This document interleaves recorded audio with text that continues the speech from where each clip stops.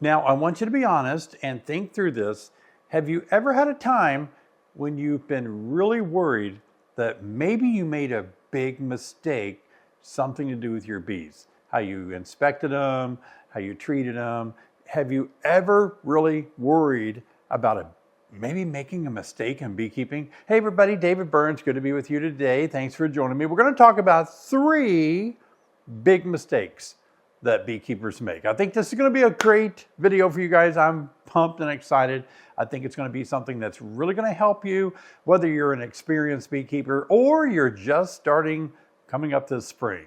I'm glad to be with you today. Let's jump right into it. What is the first big mistake that beekeepers make? Number 1 big mistake is doing something just because that's what beekeepers do. It's almost like beekeeping on autopilot, that you're just going to go through beekeeping and just do what everybody tells you to do, like reverse boxes, do an inspection, add a honey super, do a mite treatment, make a split. Almost like the calendar becomes your god. You have to worship the dates on the calendar. Now, most beekeepers follow this autopilot beekeeping either by the calendar or what somebody says on YouTube or a Facebook post or something. And it's very tempting, isn't it? Maybe you watch a video or maybe you read a Facebook post or something and somebody is saying, hey, I've never used Mite Control before in my life. I've kept bees for 75 years without using any treatment and my bees have never had a mite. I mean, you see that and you're like, oh my gosh, I want to do exactly the way they do it. And maybe my bees won't have any mites either. And the reason this is so tempting is because beekeeping can be challenging sometimes. When we open up a hive, we do an inspection. Sometimes we're not really sure what to do. And so we're just going to follow what everybody else tells us to do. We're going to follow the tradition of beekeeping. We're going to follow the herd mentality. We're just going to follow along. Now, the reason this is a mistake is because we're not paying attention to what the bees are telling us. In beekeeping, we inspect a hive, we look at our bees, we watch our bees, we read them, and we make actions based on what we observe. Now, to be successful in beekeeping, and I know all of you want to be successful, I want to be successful, we want to look at our bees and we want to take action that's based on our observation. All of the actions, everything that we do should not be based on the calendar, should not be based on what somebody else told us.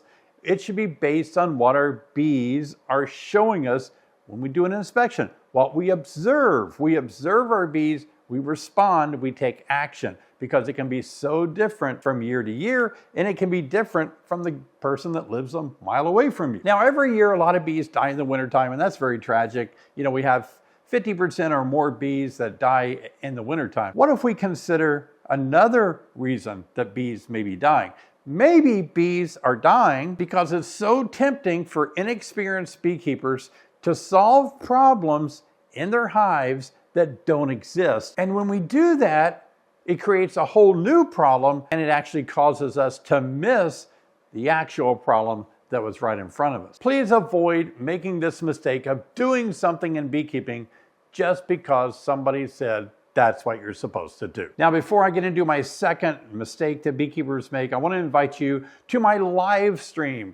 A lot of you might be wondering, how do I ever get enough experience or get enough knowledge to really make it through what you're teaching us, David? Well, it's by coming to my live stream where we answer a lot of your beekeeping questions every Thursday night at 7 p.m. We talk about bees, I teach about bees, I answer your questions. So I'd love for you to be there coming up this Thursday night, 7 p.m. Central Time. Now let's get into mistake number 2. Now, the second big mistake that a lot of beekeepers make is treating all the hives the same. And I don't mean treating as in treating for mites or with chemicals. I just mean they respond to all their hives the same way that they would just one. If one hive is going through something like they need to make a split, they will make a split in all of their hive. Now, this may not be bad. Sometimes it does work out that way, but look, oftentimes it doesn't, because every hive in your apiary, in your backyard, is not identical. They have a different nutrition. They have different age of bees in the labor force. they have a different population, they have different stores of nutrition, and they have a different queen, of course. And most importantly, there are no two hives that have the same genetics. So genetically they're different, which means they're going to be different as a hive. Now, the best way that I can explain this is when you go to the doctor and you're in the waiting room and you're waiting for the doctor to call your name, the doctor's working with a patient, and when they're done, they will call you, right? Wouldn't it be funny if the doctor came to the door and looked out at the waiting room and said, hey, I just treated this patient for this problem with this medication, so I want all of you to take that medication that they just took. Because everybody is different. Same with your colonies.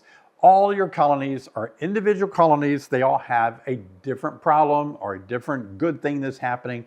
They're not identical. Don't make the mistake of treating all your hives all the same. Now, before we get into the third mistake in beekeeping, I want to ask you guys to please subscribe to my channel. Appreciate it so much. We are growing and it's exciting to see the growth here on YouTube. I've been on YouTube since 2008, teaching you guys about beekeeping. So please subscribe and click on the bell so you get notified each time I make a new video. Now, mistake number 3 is confusing activity with progress.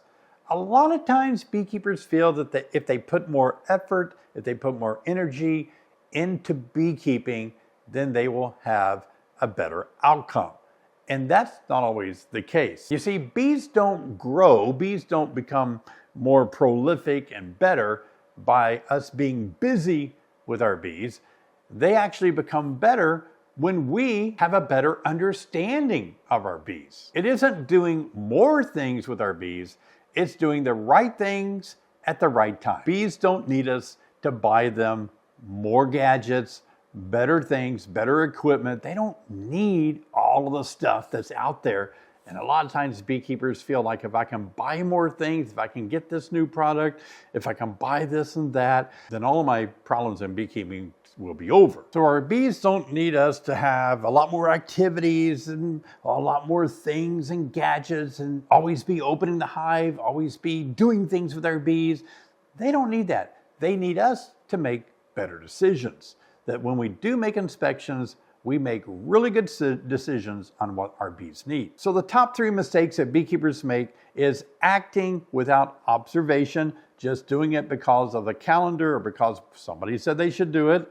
And number 2, inspecting and managing bees without understanding the bees. And number 3, staying really busy with our bees without really having a clear understanding or a clear intention of what we're doing. So what we need to do, what I'm excited about, is we need to slow down and spend more time with our bees, paying attention to what they're doing, pay attention to what our bees are telling us. And yes, we need to learn honeybee biology. I remember years ago, somebody said to me that we need to let the bees tell us what we need to be doing. And years ago, I thought that didn't make any sense to me, because how can a bee tell me anything, right?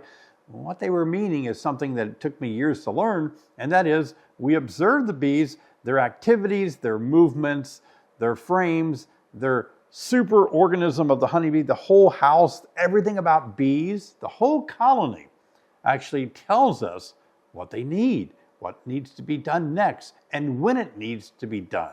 That's really a great skill to pick up on. It's a great art. It's a great kind of craft.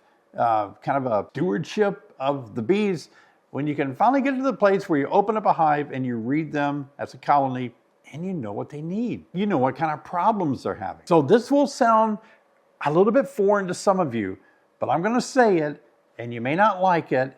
I didn't like it when I first heard it, but eventually you're going to come to love this. Let the bees guide your decision. They will show you exactly what you need to do next. Now, I know with spring coming in a few months, oh my gosh, it doesn't feel like it ever get here now that we're in the middle of the winter, but eventually spring will come, and I know a lot of you will be looking forward to getting started in beekeeping, or you will just be diving back into it because your bees survived the winter, thumbs up, and you're gonna have so many opportunities to grow as a beekeeper, because whether or not your bees survive and how well your bees do all boils down to us as beekeepers. How much do we know about bees? How much are we experienced about bees? How much do we understand honeybees? Now, I'd like to take this opportunity to teach you more on honeybee biology so that you can be a better beekeeper when spring finally does come. Check out this video right here. I'll see you guys over there.